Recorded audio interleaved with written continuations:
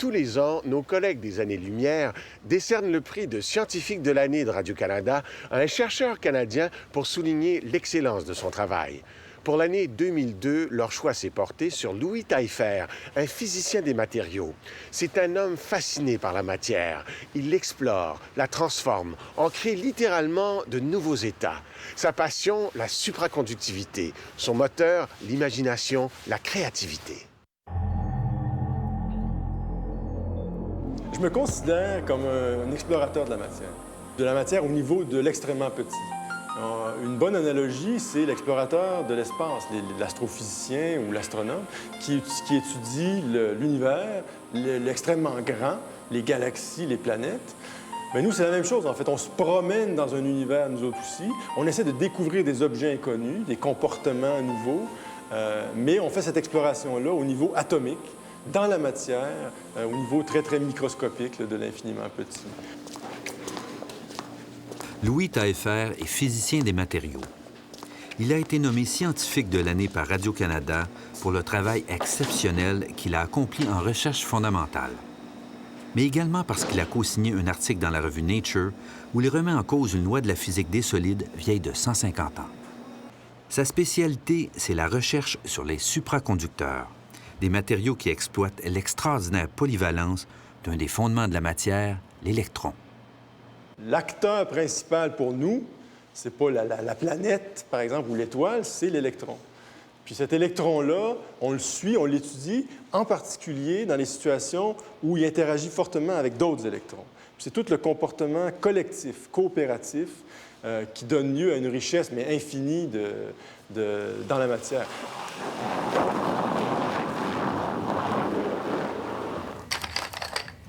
Ce sont ses deux enfants, Charlotte et Raphaël, qui ont incité le chercheur et son épouse à s'installer au Québec après un passage de 4 ans à Toronto. Allô, les enfants! Papa, regarde!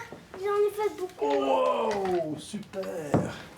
Ils souhaitaient qu'ils fréquentent l'école Steiner, en Estrie, où la pédagogie est basée sur les arts, la nature et surtout l'imagination.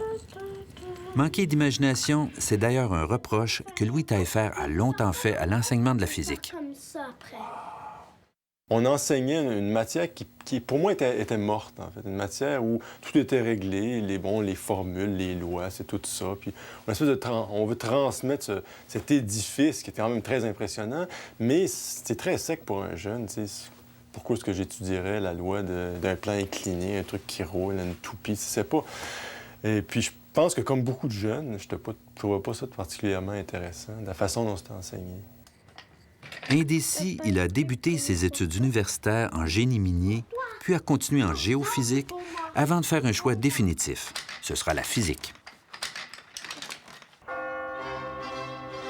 Accepté au doctorat à 2 des plus grandes universités, Harvard aux États-Unis et Cambridge en Angleterre, il choisit Cambridge et découvre le plaisir de la recherche fondamentale. Quand j'étais allé à Cambridge, là, il y a un monde qui s'est ouvert. C'est là que j'ai découvert qu'en fait, la physique, c'est pas juste tout ce qu'on sait, ça peut être beaucoup tout ce qu'on sait pas. Le jeune chercheur entrevoit ce que la physique peut lui offrir lorsqu'il parvient à créer seul, en décembre 85, un nouveau cristal d'une pureté inégalée. J'ai fait une expérience à un moment donné, à très basse température, sur un matériau, puis j'ai senti que je parlais directement aux électrons. Bon, moi, via des instruments, puis j'ai posé une question aux électrons, puis ils m'ont répondu une réponse qui n'avait jamais été entendue par personne. Après Cambridge, c'est la France, puis le retour au Canada. Louis Taillefer va enseigner à McGill et à l'Université de Toronto. En 1998, il prend la direction d'un groupe d'une trentaine d'experts canadiens en supraconductivité. La supraconductivité est un phénomène étrange qu'on a observé dès le début du siècle, mais qui commence tout juste à révéler son véritable potentiel. On va serrer les points plus, donc on va refroidir tranquillement. Un matériau devient supraconducteur lorsqu'on le refroidit intensément et qu'il atteint un seuil critique. Passé ce seuil, le comportement des électrons se modifie radicalement. Les électrons sont ces minuscules particules chargées négativement qui tournent autour du noyau de l'atome à la vitesse d'1 million de kilomètres à l'heure. À température ambiante, les électrons entrent régulièrement en collision avec les imperfections qu'on retrouve dans la structure d'un matériau. Ils perdent alors de l'énergie sous forme de chaleur. Dans un câble électrique, il se produit la même chose. Le déplacement des électrons qui transportent la charge est freiné par les imperfections. C'est ce qu'on appelle la résistance électrique. Par contre, lorsqu'on approche du zéro absolu, soit moins 273 degrés centigrades, les électrons se mettent brusquement en paire et parviennent à éviter tous les obstacles sur leur passage. La résistance électrique tombe alors à zéro. Une fois qu'on a un courant électrique qui circule dans un fil supraconducteur, dans la mesure où on le garde à basse température dans l'état supraconducteur, le courant peut continuer à l'infini. Il n'y a vraiment aucune résistance. On parle même d'un temps de durée de la circulation sans rien, sans batterie, de l'âge de l'univers. Le train maglev, qui flotte à 300 km/h sur un coussin magnétique, est une des applications les plus spectaculaires des matériaux supraconducteurs. Mais on les utilise aussi pour la téléphonie sans fil et l'imagerie médicale. Cependant, refroidir ces matériaux coûte cher. C'est pourquoi les scientifiques rêvent de supraconducteurs qui conserveraient leurs propriétés à température ambiante.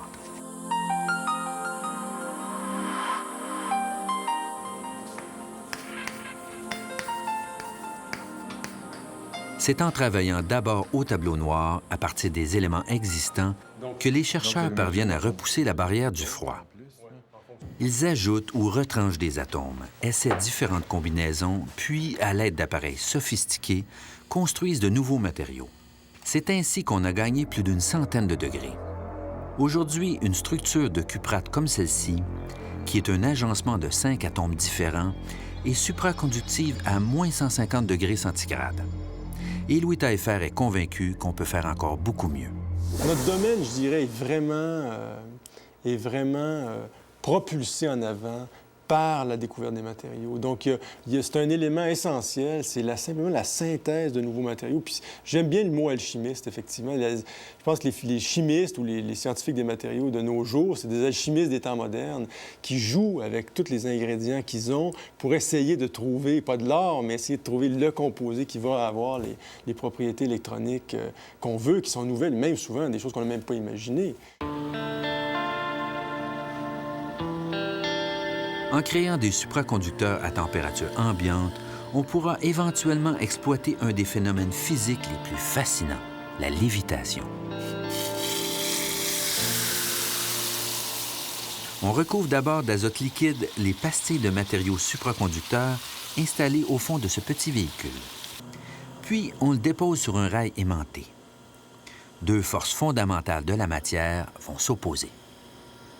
Le supraconducteur, à l'intérieur du supraconducteur, quand les électrons se mettent en paire puis forment les paires de Cooper de la supraconductivité, ils détestent le champ magnétique. C'est une des propriétés d'un supraconducteur, c'est de vouloir repousser tout champ magnétique de l'intérieur du matériau. Puis cette répulsion-là, ils la font en générant un courant électrique autour de l'échantillon. Et puis ce courant-là produit, lui, un autre champ magnétique qui est exactement opposé au champ magnétique extérieur. Louis Taillefer croit que les physiciens n'ont pas fini d'être étonnés par la double personnalité de l'électron, qui est à la fois une particule et une onde, et par sa capacité à s'ajuster à son environnement.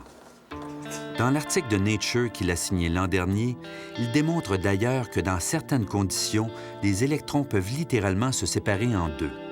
Il faudra alors parler d'un nouvel état de la matière, un monde mystérieux et qui reste entièrement à découvrir. La qualité principale qui fait qu'un chercheur va vraiment se distinguer, c'est l'imagination. Ça prend toutes sortes de qualités pour être un chercheur. Ça prend beaucoup de persévérance, d'endurance, etc. Mais c'est l'imagination qui va faire que quelqu'un va vraiment trouver quelque chose d'unique, de nouveau. Et ça fait penser à l'anecdote d'Einstein, à qui on a demandé comment on pourrait faire pour que nos enfants deviennent des bons scientifiques. Puis il a dit, bien, lisez-leur des contes. Puis quand on a demandé, qu'est-ce qu'on peut faire de plus? Bien, lisez-leur plus de contes. Donc, on voit que ça, c'est quelqu'un quand même qui est le génie par excellence, là, qui lui reconnaissait l'importance primordiale de l'imagination.